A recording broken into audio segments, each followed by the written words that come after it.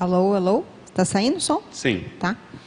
Então, primeiro, parabéns pelo paper. Bacana você compartilhar, né, tua experiência, muito bacana. E evoca todo aquele holopensene da fase laboratorial, né, da projeciologia, aquele início lá que a gente vivenciou, falando, né, com o professor Valdo direto sobre projeção consciente, muito bacana.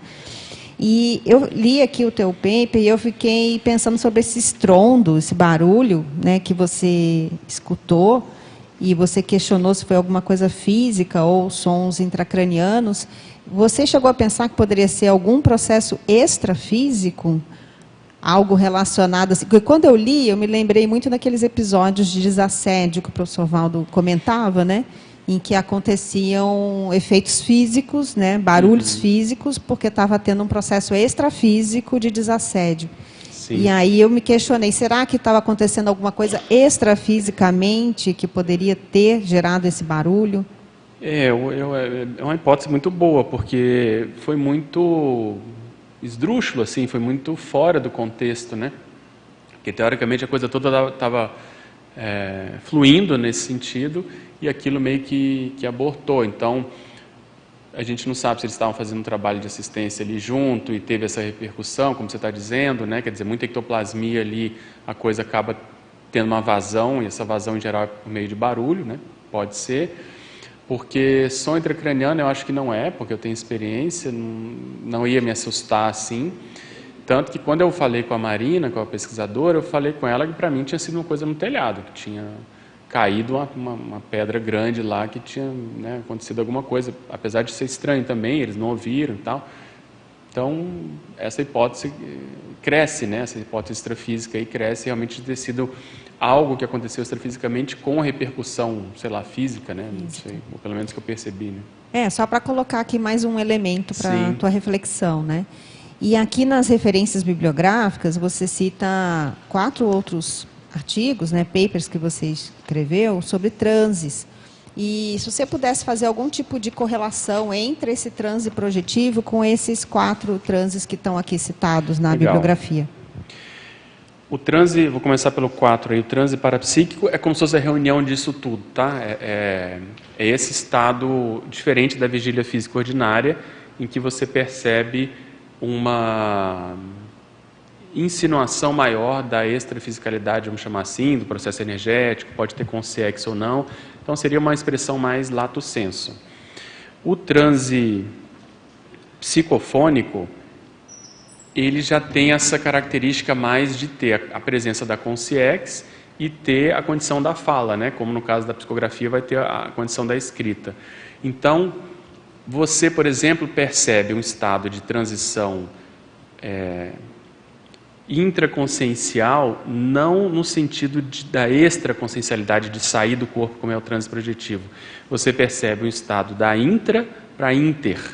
Então, você começa a ter as suas ideias, daqui a pouco você é invadido por uma pensenidade alheia, né? Você sabe bem disso, e aí aquilo começa a vontade da consciência falar através de você. Então, você percebe um estado transicional, porque aquilo se mantém, mas o foco é um processo paracerebral que está acontecendo daquela interfusão com o laringochakra. Então, é como se fosse uma setorização, né, do transe na cabeça, para a cabeça e laringochakra. No caso da escrita, vai pegar mais essa parte, se a pessoa é destra, né, vai pegar mais essa parte da escrita, que seria o caso do transe mental somático.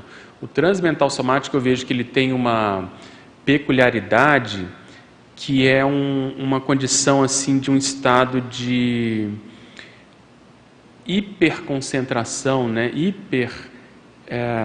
atenção à ideia que está sendo feita. Então, é o que se chama muito hoje de flow, né? Essa condição de você superou os ruídos dos atritos, da leitura, escrita, do trabalho intelectual, e você entra numa condição que você passou aquele estado de arrebentação, aquela condição, e você vai dali para mais. Então, você perde a noção do tempo, você fica mais atento às inspirações extrafísicas, você às vezes pode notar essa interfusão mais ostensiva no sentido da própria escrita, né, de uma ideia, muda a letra, etc., que vai virar uma própria psicografia, mas é diferente da projeção por conta desse estado da saída do corpo, né, da saída propriamente dita do comando da consciência. Quer dizer, você entra num estado como se você...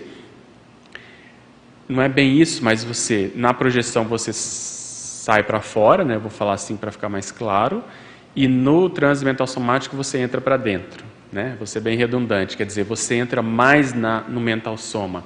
Então é paradoxal porque há uma descoincidência, o mental soma como se ele estivesse mais separado, mas é como se ele estivesse mais adstrito ao funcionamento dele, né, ou do paracérebro como um todo.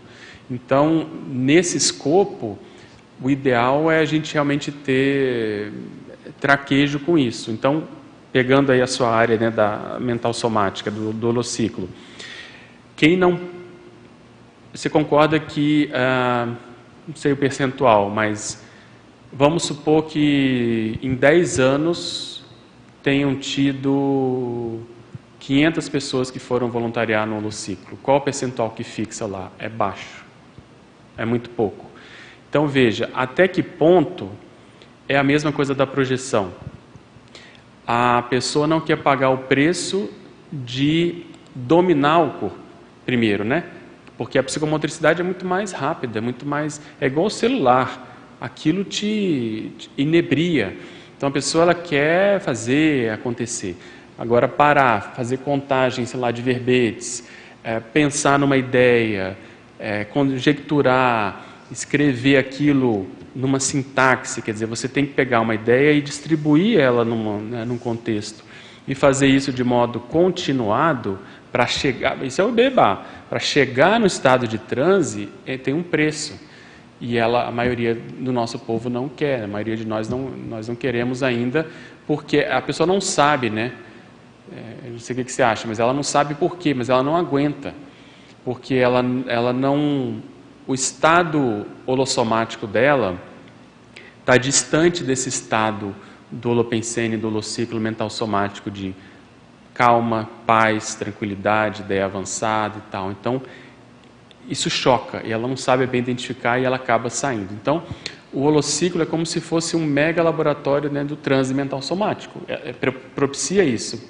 Por isso que acontecem coisas lá do arco da velha, como você fala, as sincronicidades de ideias e tal. Então, é interessante pensar nisso, né? Quer dizer, uma coisa que está à mão, que é teoricamente até mais simples, porque para se chegar nisso, né, basta a pessoa querer sentar e fazer esse exercício, mas ela começa... Outro dia um amigo estava falando isso, não, nem todo mundo tem o ego de escritor, porque, pô, imagina, ficar lá horas escrevendo sem fazer nada. Eu falei, sem fazer nada? Como assim? Não, parado. Eu falei, realmente não tem um ego de escritor, né? Então, veja, tem que mudar uma perspectiva na cabeça da pessoa do valor para aquilo. Porque eu falei isso, acho que no verbete aí, né? Para entender aquilo que o professor Valdo chamava do valor do mental soma e tal, se a pessoa não entende, ela precisa ter experiência para ela entender. Igual a projeção. Sem experiência, ela não vai valorizar a coisa, não vai ver o quão impactante é, né? Ficar nesse estado e tal.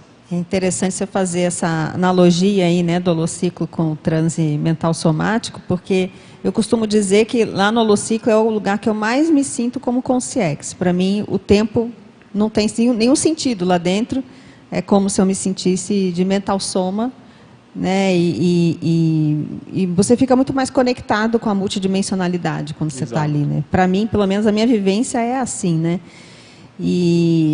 Então, me aproxima do estado consciencial mais, tipo de comunex, mais avançada mesmo, mais extrafísico, mais avançado, né?